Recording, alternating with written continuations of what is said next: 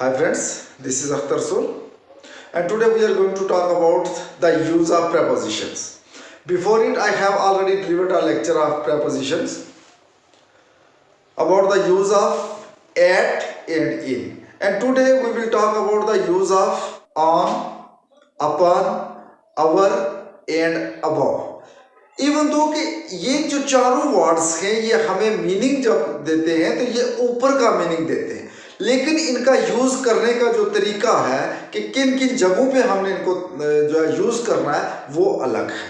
तो यही चीज जो है आप देखिए यहाँ पे on, upon, above and our, ये चार मोस्ट इंपॉर्टेंट वर्ड्स हैं और हम अपनी रोज की बातचीत के अंदर मैक्सिमम ऐसे वर्ड्स का हम यूज करते हैं। लेकिन इंग्लिश लैंग्वेज के अंदर जब हम कोई सेंटेंस बनाते हैं या इंग्लिश का सेंटेंस किसी के आगे बोलते हैं तो वहां पे हम ऑन की जगह आवर बोल देते हैं, आवर की जगह अपन बोल देते हैं। इवन दो कि मीनिंग तो इनके सेम है लेकिन इनका यूज करने का तरीका जो है वो अलग है। तो सबसे पहले हम यहाँ पे बात करेंगे कि ऑन का यूज हमने किस जगह पे करना है। So C, on is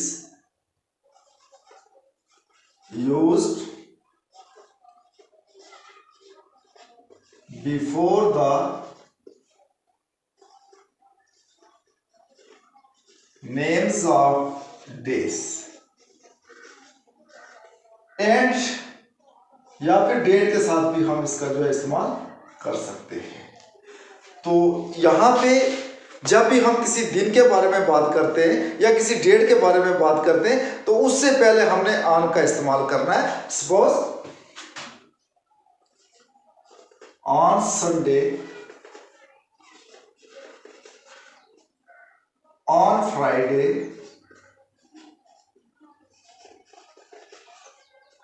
on Monday,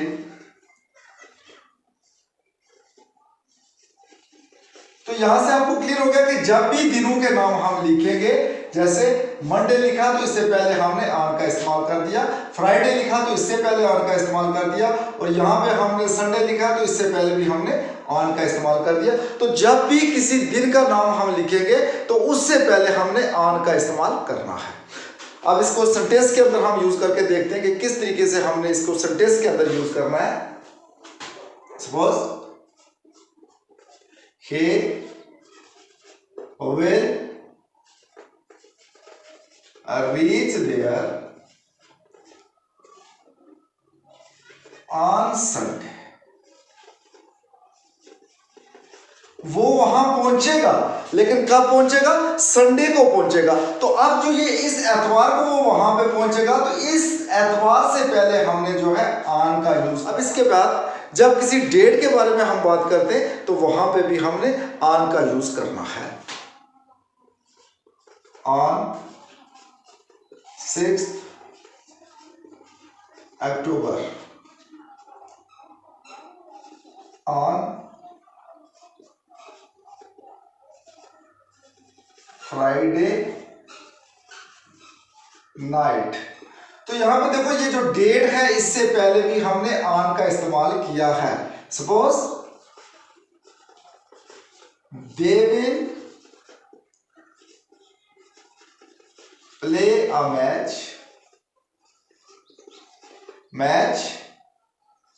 on 6 October.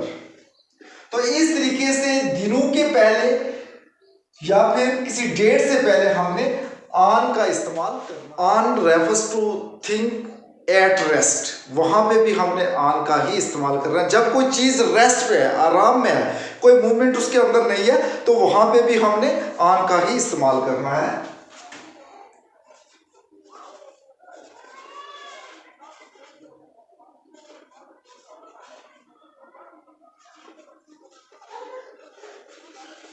Think at rest, rest का मतलब क्या होता है? आराम, विदाउट एनी मूवमेंट। जब वो कोई हरकत नहीं करती है तो वहां पे हमने जो उसके लिए ऑन का इस्तेमाल कर देना है। सपोज मैं यहां पे एक सेंटेंस लिखता हूं, the book is on the table.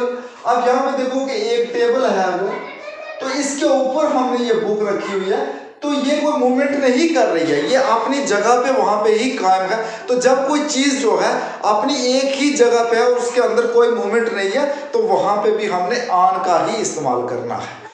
उसके बाद on is use for actual contact. Actual contact का मतलब ये होता है, मैं एक्सप्लेन करता हूं।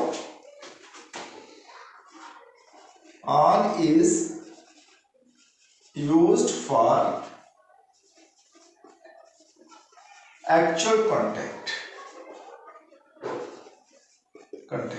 सपोज मैं यहां पे एक सेंटेंस लिखता हूं, he is sitting at the table, और दूसरा सेंटेंस मैं लिख देता हूं, he is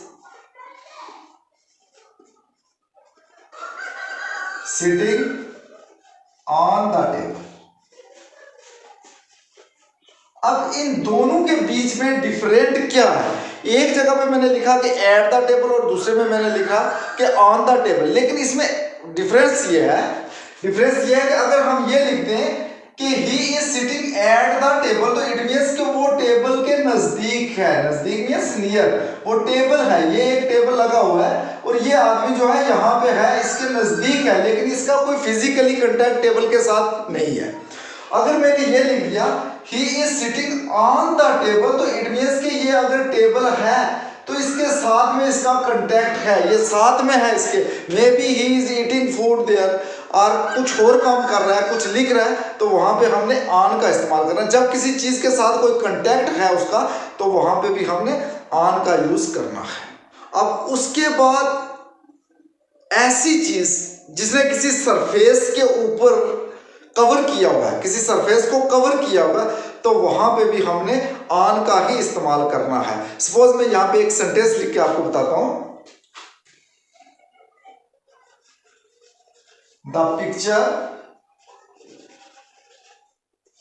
is on the wall. On the wall, तस्वीर कहां है? दीवार के ऊपर है। अब मान के चलते हैं हम कि ये हमारे पास एक दीवार है। अब जो तस्वीर है ये बिल्कुल सीधी है, दीवार तो सरफेस में है। अब जो पिक्चर है इसने इसका कुछ एरिया जो है यहाँ पे कवर किया हुआ है। जो एरिया इसने कवर किया हुआ है, तो कवर एरिया के लिए भी हमने ऑन का ही इस्तेमाल करना है। The picture is on the wall, not we can say that the picture is at the wall. ये ऑन का मतलब हो गया ऊपर। अब दूसरा वर्ड हम लेते हैं अपन। अपन का मतलब भी ऊपर है, लेकिन अपन को हमने उस जगह पे इस्तेमाल करना है जहां पे वो मोशन में कोई चीज आती है। अब मोशन से मुराद के कोई चीज एक्टिव है, हरकत कर रही है, चल रही है, तो वहां पे हमने अपन का इस्तेमाल करना है, बल्कि ऑन का वहां पे इस्तेमाल हम नहीं कर सकते हैं। अपन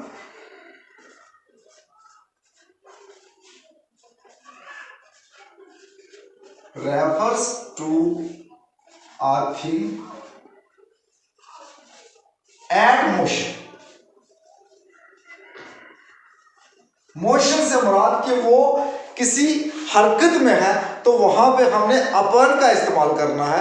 जैसे बुक जो है वो टेबल के ऊपर थी, उसमें कोई मोशन नहीं था, तो हमने वहां पे ऑन का इस्तेमाल किया। लेकिन यहाँ पे अपन जो है ये भी ऊपर के लिए ही यूज होगा, लेकिन जो चीज मोशन में होगी वहां पे इस्तेमाल करेंगे। अब देखिए, the cat spring upon the table and sat on it।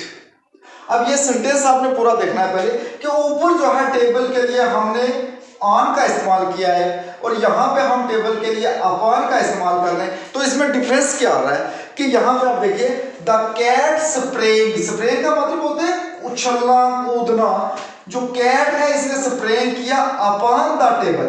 Cat जो है ये मोशन में है, बिल्ली जो है वो क्या है, मोशन में है, उसने कुछ जंप किया है, तो इसने जंप किसके ऊपर किया?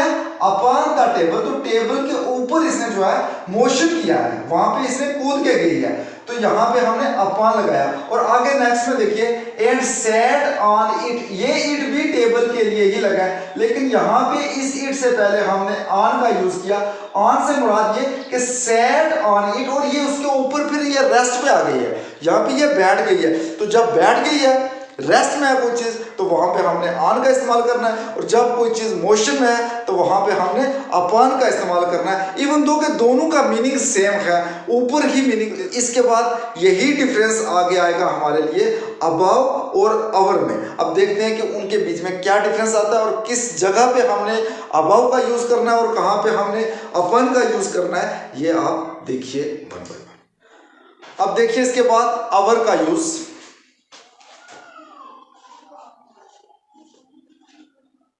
अवर, इसका मतलब बी ऊपर है, पर डिफरेंस क्या है? Over do not imply any contact,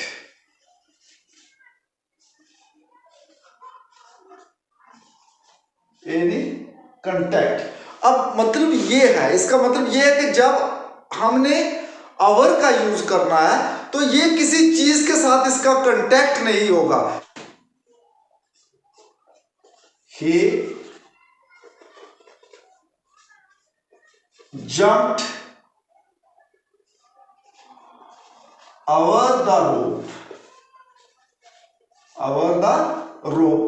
अब ये उसने जंप लिया, वो उछला, कूदा कहीं से, लेकिन कूद के जो एक रोप था, एक रस्सी जो है उसके ऊपर से गुजर गया।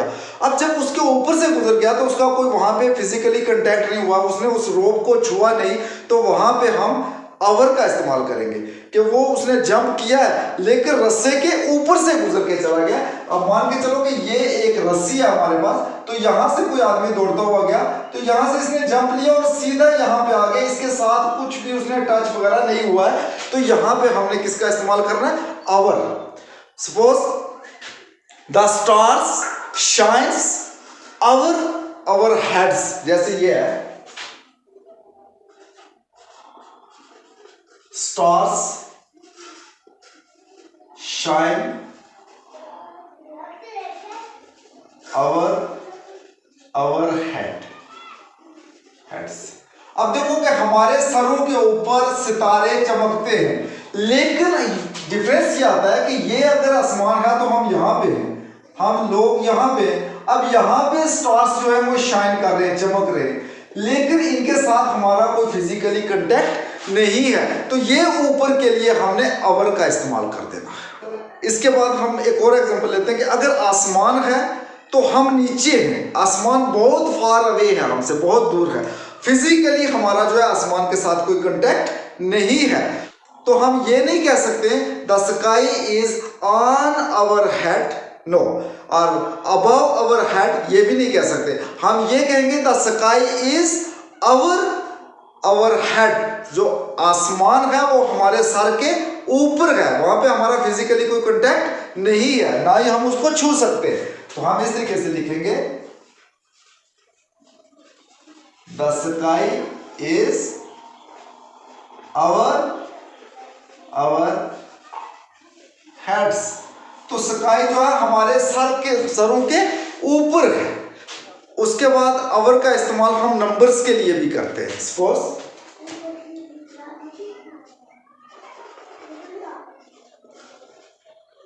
नंबर्स का मतलब हो गया कि जब हम किसी चीज की तादाद के लिए भी जो है आवर का इस्तेमाल ही करेंगे। सपोज एक बॉक्स है, वो हम उठाना चाहते हैं, उसका वेट जो है 50 kg से भी ज्यादा है, तो हमारी कैपेसिटी जो है वो 50 kg उठाने की है, तो हम क्या करेंगे? The box is over 50 kg, कि क्या कि वो 50 किलो से ज्यादा है, तो हम इस तरीके से लिखेंगे the box is over 50 kg। अब देखो इसका जो वजन है ये 50 से ज्यादा है, तो जब ज्यादा है तो यहां इसके लिए भी हमने अवर का ही इस्तेमाल करना है। इसके बाद अवर जो है किसी चीज को ढकने के लिए भी हम अवर का इस्तेमाल करते हैं। सपोज हमने कोई स्वीट्स वगैरह या कोई चीज किसी प्लेट के अंदर रखी हुई है, तो प्लेट को ऊपर से ढकने के लिए भी हमने अवर का इस्तेमाल करना है। तो हमने वहां पे क्या कहना है, put the paper our the plate और अवर द स्वीट। तो हमने इस तरीके से कहना है, put the paper our the plate और स्वीट, जो भी चीज आपने रखी हुई है उसके ऊपर आप अवर का इस्तेमाल कर सकते हैं। तो ऐसी कंडीशंस के अंदर हमने अवर का इस्तेमाल करना है। एक तो इसमें हमने ये याद रखना है कि इसका फिजिकली कांटेक्ट ना होना चाहिए, और दूसरा कहीं पे किसी चीज को कवर करने के लिए, तो यहाँ पे हमने इसको क्या करना है, कवर करने के लिए या फिर नंबर के लिए भी है हमने जो इसका अवर का इस्तेमाल करना है। और कभी कभार लिमिट से ज्यादा हो जाए तो उसके लिए भी हम अवर का इस्तेमाल कर देते हैं। जैसे ही अवर वर्क्स, वो ज्यादा काम करता है, जितना काम उसका है, सपोज उसका 8 घंटे का काम है तो वो 10 घंटे कर रहा है, तो वहां पे भी अवर का ही इस्तेमाल करना है। वहां पे आप ऑन वर्क्स नहीं कर सकते हो कि वो 2 घंटे अगर ज्यादा करता है तो आप कहते हो कि he on works, no, he over works, वो ज्यादा करता है। इवन दो कि ऑन का भी वही मीनिंग है, अवर का भी वही है, अबाव का भी वही है और अपॉन का भी वही है, लेकिन इनका यूज करने का तरीका अलग है। अब इसके बाद हम देखते हैं कि अबाव का जो है इस्तेमाल वो किस जगह पे होता है। तो एक चीज आपने याद रखनी है कि अबाव जो है ये इस्तेमाल होता है use of directly point. Suppose is used for a point directly। जब किसी चीज का लेवल जो है एग्जैक्ट हमें बताना है कि उसमें कितना फर्क है, लेकिन होना ऊपर ही चाहिए, नीचे नहीं, तो उसके लिए भी हमने अबाव का इस्तेमाल करना है। सपोज हम ये कहते हैं his head is above water, उसका सर जो है पानी से ऊपर है। अब यहां पे देखो कि अगर ये एक कंटेनर है हमारे पास या कोई चीज है, इसके अंदर ये जो है पानी पूरा भरा हुआ है, तो उसका सर जो है थोड़ा सा ऊपर है, इस पानी से बाहर है, तो इस ऊपर के लिए हमने जो है ये जो ऊपर आता है इसके लिए हमने अबाव का इस्तेमाल करना है। यहां पे इसके लिए अवर का नहीं कर सकते, ऑन का नहीं कर सकते या अपन का नहीं करेंगे। अब उसके बाद कोई लिस्ट आती है, अगर सपोज आप मान के चलो his name is above my name in the list। अगर एक लिस्ट है, ये है हमारे पास एक लिस्ट बनी हुई, परफॉर्मा आता है, इसमें ये इस तरीके से सभी नाम्स लिखे हुए। अब ये जितने भी नाम्स हैं तो हम ये कहते हैं कि उसका नाम जो है मेरे नाम से ऊपर आता है, कि इसका नाम यहाँ पे हो सकता है और मेरा नाम यहाँ पे हो सकता है, तो ये जो नाम ऊपर है तो इस ऊपर वाले नाम के लिए हम अबाव का इस्तेमाल करेंगे कि उसका नाम जो है मेरे नाम से ऊपर है इस लिस्ट के अंदर। तो इन कंडीशंस के अंदर हमने अबाव का इस्तेमाल करना है। तो इस तरीके से हाँ, तो eight the end of my this lecture मैं यही आपको बताना चाहता था कि on, upon, above and our, ये चारों वर्ड्स जो है मीनिंग हमें ऊपर का देते हैं, लेकिन ऑन जो है हमने वो यूज करना है before the names of days, dates और a thing at a rest या ऐसी कंडीशंस के अंदर। अब जो अपन है ये जो है किसी मोशन के लिए करना है। अब जो अवर है वो जो फिजिकली कांटेक्ट नहीं है, बहुत दूर है हमसे, तो वहां के लिए करना है। अब जो अबाव है ये किसी खास पॉइंट के लिए करना है कि वो उस पॉइंट से ऊपर है या सी लेवल जो है उस पॉइंट से अबव है, तो ये यहाँ पे हमने अबव का करना है। At the end of my this lecture I want to say please watch, like and subscribe my channel. Thank you.